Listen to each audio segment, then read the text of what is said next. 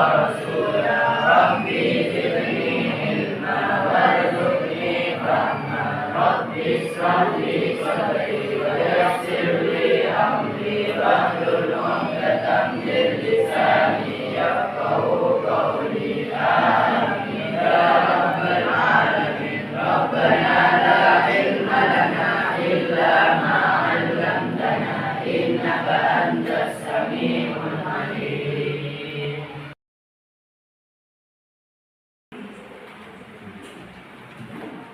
Bismillahirrahmanirrahim. Pada kesempatan kali ini kita akan membahas tentang materi seputar rahmat Islam pada Nusantara.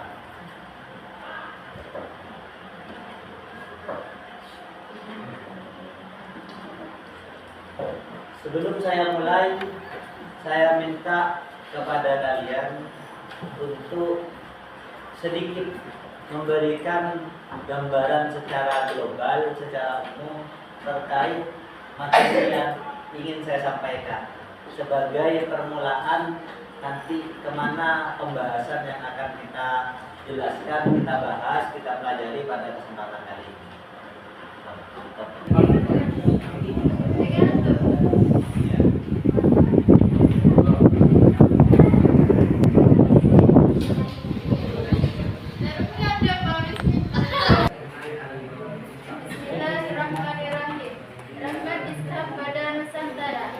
Rahmat Islam di sini mempunyai arti belas kasih sayang pada tanah air, yang mana apa kata ulama, hubul watan minan iman, cinta pada tanah air sebagian dari iman. Bismillahirrahmanirrahim. Saya lanjutkan sesuai dengan apa yang tadi disampaikan, sudah tidak salah. Hanya perlu untuk kita perbaiki terlebih dahulu. Benar apa kata yang tadi disampaikan oleh salah satu siswi di sini, bahwa Rahmat Islam Nusantara adalah memiliki rasa cinta tanah air, sebagaimana yang pernah disampaikan oleh para ulama, hubbul waton minal iman. Cinta tanah air itu merupakan bagian daripada iman. Tapi orientasi daripada pembahasan ini lebih kepada bagaimana proses Islamisasi yang ada di Nusantara.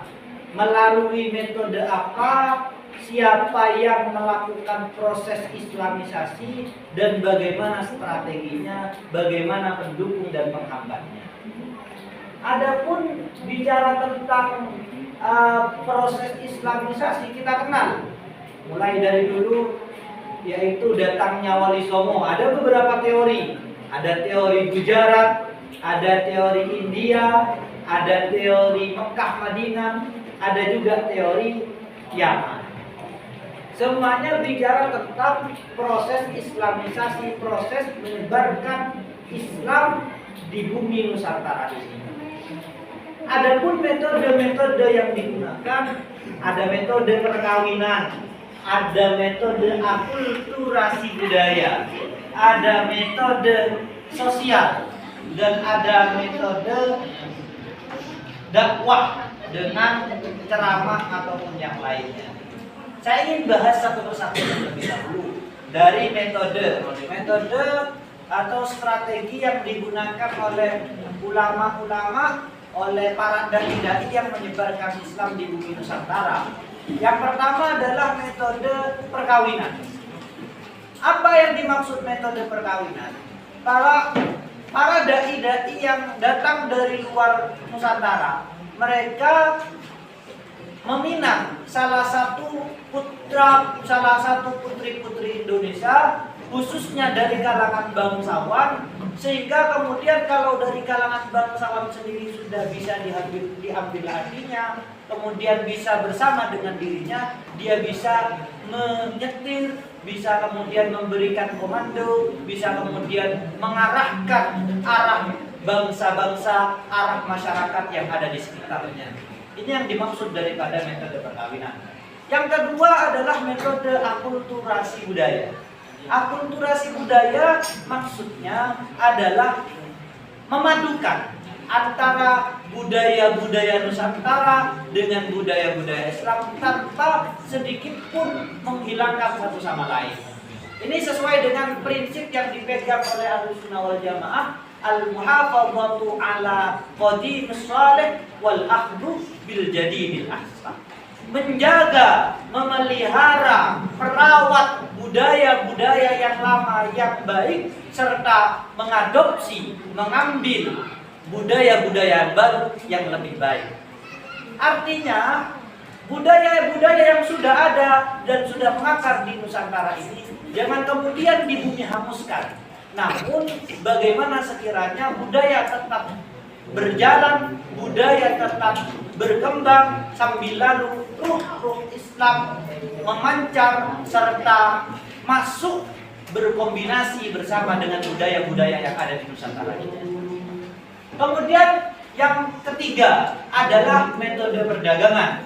Makna daripada metode perdagangan, orang-orang yang menyebarkan syariat Islam di bumi Nusantara ini tidak hanya sekedar menyebarkan dengan metode ceramah, tapi bagaimana sekiranya Islam itu bisa tersebar lewat perdagangan. Mereka tidak hanya sekedar membawa syariat, tapi juga membawa dagangan untuk kemudian bertijarah, berdagang dengan masyarakat Nusantara sambil lalu mengajarkan, sambil lalu mengimplementasikan bagaimana cara perdagangan yang sesuai dengan syariat Islam. Dan pada akhirnya mereka bisa mengikuti apa yang ada di dalam syariat Islam sehingga kemudian terpancar hidayah, sehingga ingin kemudian masuk kepada agama Islam, menjadi muslim sejati. Baik, dari penjelasan dan pemaparan yang telah saya sampaikan, mungkin dari teman-teman siswa ataupun siswi ingin menanyakan, silakan acungkan tangannya. Silakan. Tanya pertama. Bismillahirrahmanirrahim. Siapa saja yang menyebarkan agama Islam di Nusantara? Pertanyaan. Berdiri.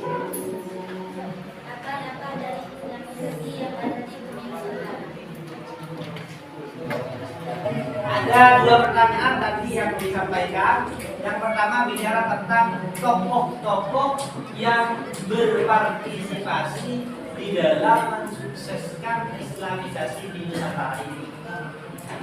Adapun membahas tentang tokoh-tokoh sebenarnya banyak. Cuma yang kerap kita kenal, yang juga seringkali kita ziarahi adalah ulama-ulama, para wali-wali yang disebut atau dikenal dengan wali songo. Mereka sejatinya bukan asli pribumi. Ada kalanya dari tanah Gujarat, ada kalanya dari tanah India, ada kalanya dari tanah Mekah dan Madinah dan Yaman dan sebagainya. Mereka adalah yang berusaha, memiliki effort besar untuk kemudian berusaha menyebarkan Islam di Nusantara. Kemudian nyambung dengan pertanyaan yang kedua, bicara tentang impact atau dampak.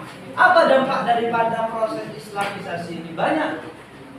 Kita bisa rasakan sekarang di mana Islam yang ada di Nusantara dengan metode yang dilakukan oleh ulama-ulama atau para mubalik pada waktu itu, Islam betul-betul tersebar luas di seluruh penjuru di Nusantara ini. Bahkan kita bisa pahami, kita bisa tahu bahwa Islam yang ada di Nusantara ini adalah Islam yang mayoritas. Mengapa terjadi seperti itu? Sebab prosesnya dan metodenya begitu apik dan tertata rapi, sehingga yang dituju tidak hanya sekedar proses Islamisasinya, tapi mereka melalui dengan dasar penyambungan hati terlebih dahulu. Ini terlebih dahulu yang bisa sampaikan berkaitan tentang materi pada kesempatan kali ini. Kita akhiri pertemuan kita pada pagi hari ini. Semoga kita tetap bisa bersua kembali dalam keadaan sehat walafiat. Assalamualaikum warahmatullahi